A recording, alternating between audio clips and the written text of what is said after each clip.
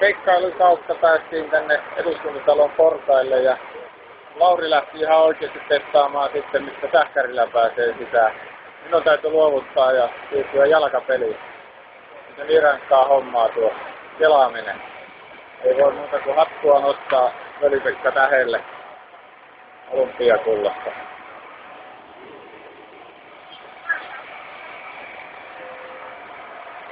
Tarkoitus olisi käydä tutkimassa täysistuntoa, mitä siellä kansanedustajat tekee ja minkälaisia päätöksiä tänään syntyy. Laurin näkökulma on sitten